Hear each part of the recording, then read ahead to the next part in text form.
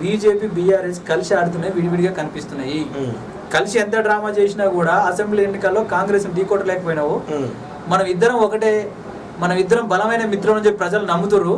మనం బలమైన శత్రువులము అని జనం నమ్మాలంటే ఇప్పుడు రేపు కొడుకును ముఖ్యమంత్రి చేయాలనుకుంటున్నా కనుక ఈ అరెస్ట్ చేస్తే జైలుకు పోయిన మరొకటి ఉంటది, రేపు ఇబ్బంది అయితే ఉద్దేశంతో బిడ్డను అరెస్ట్ చేసుకుంటేందుకు కేసీఆర్ గారు అనుమతించారని నేను అనుకుంటున్నాను, బలమైన శత్రువులకు కనిపించడానికి. కవిత అరెస్ట్ అంశం ఏదైతుందో ఈ అంశం వల్ల ఈ కల్వకుంట్ల కుటుంబం కానీ బీఆర్ఎస్ పార్టీ కానీ వీక్ అయ్యే అవకాశం కనబడుతుందా? అన్నగారు ఫస్ట్ కవిత గారు ఒకవేళ రాజకీయ అంశాల మీదనైనా లేకపోతే ఇంకే ఏదైనా అంశం మీద అరెస్ట్ అయి ఉంటే కనీసం ఒక మహిళ ఒక ఆడబిడ్డ అరెస్ట్ అయిందనే ఒక సానుభూతిని ఉండేది. సారా కేసులా ఇప్పుడు నేను బోడుపల్లి ఉంటా, ఒక లిక్కర్ మార్ట్ పెట్టిరు, దాన్ని తీసేయాలని చెప్పి అందరు కూర్చుని ఎగుస్తుంటారు ఒక మహిళ.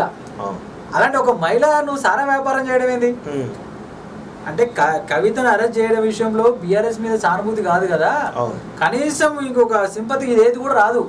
ఎందుకంటే వేరే కేసులో ఇరికించినట్టు రాజకీయ కుట్ర అవుతుంది. ఆడపిల్లను ఇంకా సారా కేసులు ఇరికిస్తారా ఏమాత్రం ఆధారం లేకుండా? అది ఇది మన కేసీఆర్ దగ్గర పనిచేసే సంతోషరావు లెక్క కాదు కదా, భార్య ఫోన్ ట్యాప్ చేస్తే అంత గుర్తానే ఈడీ కదా. ఎంత రాజకీయ ఒత్తిడి కూడా మినిమం ఆధారాలు ఉండాలి కదా. సారా కేసులో కవిత అరెస్ట్ అవ్వడం అంటేనే ఇక్కడికి తెలంగాణలో లిక్కర్ తెలంగాణ సారా తెలంగాణ చేసిండు, ఢిల్లీని సారా తెలంగాణ చేద్దామని అది కేసీఆర్ గారు అలా బిడ్డకు అప్పచెప్పిండు. అక్కడ పుష్కర దొరికిపోయింది, జైలు పోయింది అంతే. సానుభూతి లేదు, ఏం లేదు. అప్పుడు మనం కలిసిపోయిన మిత్రులు అనుకున్నాం, జనం నమ్మలేదు. ఇప్పుడు నమ్మడం కోసం రెండు కలిసి ఆడే గేమ్ ఒకటి. ఇది ఒక అంటే దీనివల్ల ఎవరికి బెనిఫిట్ అయ్యే అవకాశం? కాంగ్రెస్ పార్టీకి బెనిఫిట్ ఇబ్బందికరమైన అంశాలు ఉంటాయా, లేదా బీజేపీ అంశాలు కనబడుతున్నాయా? బీజేపీ బీఆర్ఎస్ తోడు దొంగలు రెండు ఒకటే. ఎందుకంటే రేవంత్ రెడ్డి గారి నాయకత్వంలో కాంగ్రెస్ పార్టీ అధికారంలోకి వచ్చి 3 నెలలు అయింది. 10 సంవత్సరాలు కేసీఆర్ ఉన్నారు, 10 సంవత్సరాలు మోడీ గారు ఉన్నారు. అయితే గీతే వాళ్ళకి తత్సంబంధాలు ఉంటాయి, వాళ్ళకు బంధువర్గ సమీప సంబంధాలు ఉంటాయి, కానీ మనకేం సంబంధం ఉంటది? పైగా మాది జాతీయ పార్టీ, బీజేపీ జాతీయ పార్టీ, ఐడియాలజికల్ గా వేరు వేరు. ఎప్పుడున్నా కూడా ఈ రెండు ధృవాలు అయితే కలవయి. మాకు ఎప్పుడు కూడా మాకు వ్యతిరేకత వరకేమో ఉంటది కదా. సో ఇక్కడ మాకు వచ్చే నష్టం ఏం లేదు, ఎందుకంటే రేవంత్ రెడ్డి గారి నాయకత్వంలో కాంగ్రెస్ పార్టీ చాలా బలంగా పటిష్టంగా ఉంది. కానీ ఇప్పుడు కాంగ్రెస్ పార్టీకి బీజేపీ బీఆర్ఎస్ ఒక్కటే నినాదాన్ని మళ్ళీ ప్రజలకు బలంగా తీసుకుపోలేని పరిస్థితి ఏర్పడినప్పుడు ఓటు బ్యాంక్ అంతా కూడా కొంచెం ఇబ్బందికరంగా అవుతుంది మీకు. గత అసెంబ్లీ వచ్చిన ఓటు బ్యాంక్ రాకపోవచ్చు కదా. అదే నేనేమంటున్నంటే అసెంబ్లీలో బాజాప్తు అసెంబ్లీ ఎన్నికల్లో మోడీ గారు ఏమన్నారు, కేసీఆర్ గారు నాతో పొత్తు అడిగిండు అన్నాడు, నేను ఒప్పుకోలేదు అన్నాడు.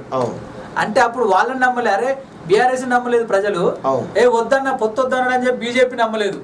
ఎట్లా మమ్మల్ని నమ్మట్లేదు కనుక మనం బద్ధశత్రువు లెక్క నటిద్దాం, నేను నీ బిడ్డను కొట్టినట్టు చేస్తా, నువ్వు ఏడ్చినట్టు చేయాలి, ఖచ్చితంగా మనం వేరుగానే ఆడాలి అనే ఆటలో భాగమే ఇదంతా తప్ప నిజంగా అరెస్ట్ చేయాల్సి వస్తే మనిషి శిష్యుడే ఉన్నప్పుడు అరెస్ట్ చేయాల్సి ఉండే కదా. అప్పుడు అరెస్ట్ చేస్తే అంటే అప్పుడు సుప్రీంకోర్టులో పిటిషన్ వేసి కొంత మహిళ కోణం కాబట్టి ఆ కోణంలో తెలంగాణలో పిటిషన్ పెండింగ్ లో ఉండడం జరిగింది. అన్నగారు తెలంగాణలో ఉన్న కవిత గారు పోయి ఢిల్లీకి పోయి సుప్రీంకోర్టులో కేసు వేసినప్పుడు ఆ ఢిల్లీలో ఉన్న మనీష్ సిసోడియా గారు సుప్రీంకోర్టులో కేసు వేయలేదా? మహిళ ఇటు పురుషుడు ఇటు మహిళ అంటే నేనేమంటున్నా అంటే ఈ దేశంలో ఉందన్న మహిళా పురుషుడు ఇదండి.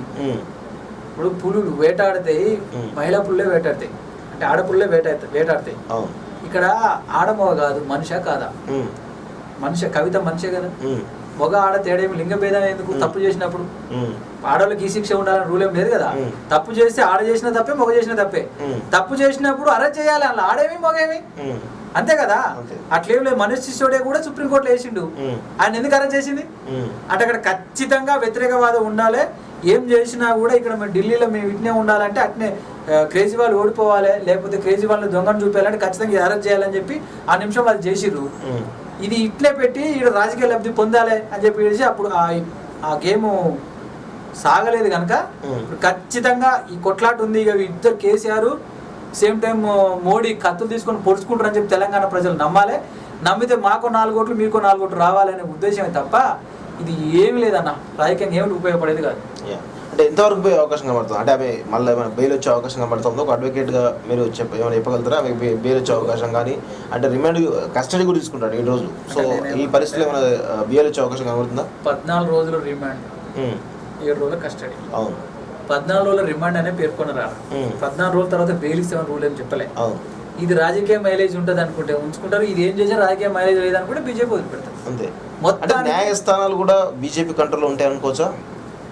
అంటే న్యాయస్థానాలు బీజేపీ కంట్రోల్లో ఉంటుందా ఉండదా అన్న దానికంటే ఆ రిపోర్ట్ రాసిన సంబంధిత అధికారి అయితే కొంచెం కాస్త కూస్త ప్రధానమంత్రి చెప్పినట్టు వినాలి కదా. ఓకే, కవిత చేసింది తప్పండి, తప్పు చేసిందని ఎంతో కొంత ఆధారం ఉందండి, అది అప్పుడు ఎందుకు అరెస్ట్ చేయలే ఇప్పుడు ఎందుకు అరెస్ట్ చేస్తున్నారు అని సమాధానం కావాలి. బీజేపీ అయినా బీఆర్ఎస్ అయినా వేరే ఏం లేదు. అప్పుడు ఎందుకు అరెస్ట్ చేయలే, అప్పుడు అంతా టెంప్టింగ్ ఉంది, మొత్తం దేశం మొత్తం లిక్కర్ వైపే ఈ బీజేపీ బీఆర్ఎస్ వైపే చూసింది ఆ రోజు, అప్పుడు ఎందుకు అరెస్ట్ చేయలే అంటే అప్పుడు కలిసే ఉన్నారు.